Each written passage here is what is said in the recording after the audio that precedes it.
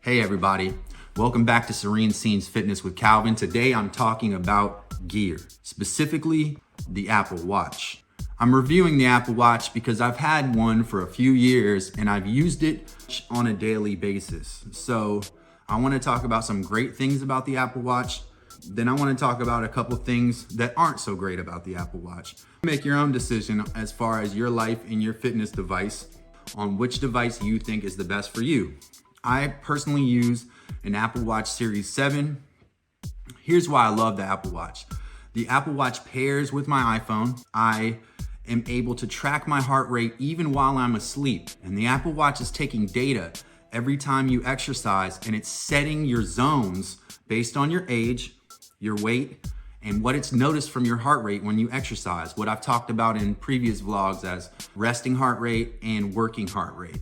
That is great stuff. Because when we're exercising to maintain intensity and duration, we have to make sure that we're keeping our heart in a certain zone. I love that the Apple Watch pairs with the phone and can also control the phone's camera. There are some things about that I'm going to talk about in a minute. So the Apple Watch also takes calls, has a speaker, it controls your camera. You can have most of your apps in there. You can view pictures, but there's some issues with that too.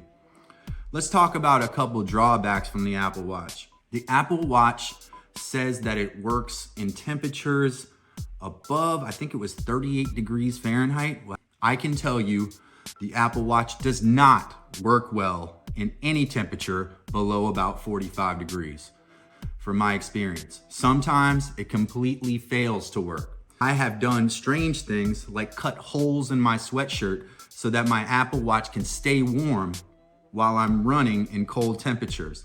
Last year, I ran in 6 degrees and the Apple Watch completely died and refused to work at all. And this is a fairly new watch too. The battery life is also greatly affected by the cold. The problem with the cold is then you want to cover it up with a sweatshirt, right? And you cover your watch up with a sweatshirt and it affects the touch screen on the watch. So it's a rock and a hard place dilemma where you can keep the watch warm, but then you risk getting the screen, touching the screen while you're in the middle of an exercise. And many times I've been working out, looked down at my watch, and my sweatshirt affected the screen, didn't give me any credit for my workout.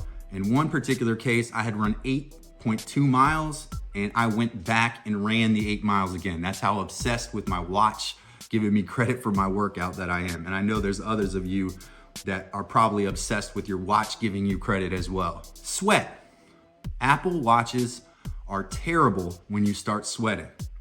The screen does not react to your finger. Therefore, if you want to end a workout so that you get accurate data, your watch won't respond.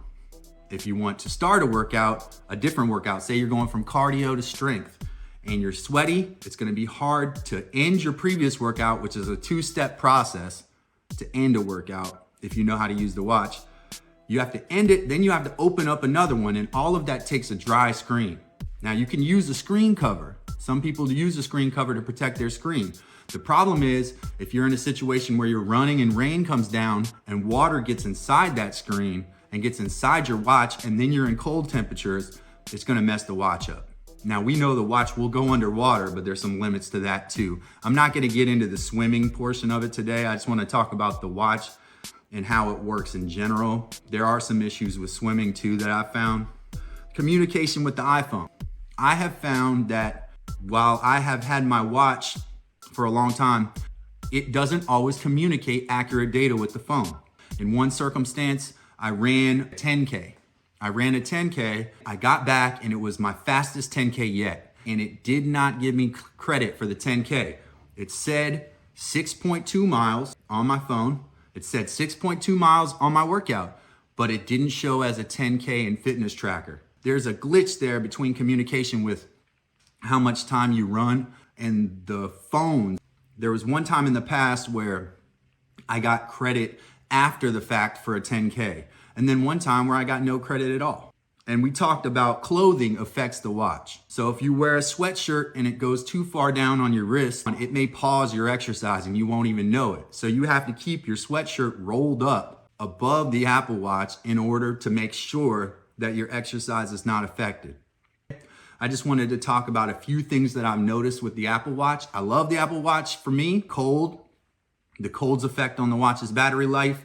The watch's battery life in general is not great. Thanks for watching this vlog today.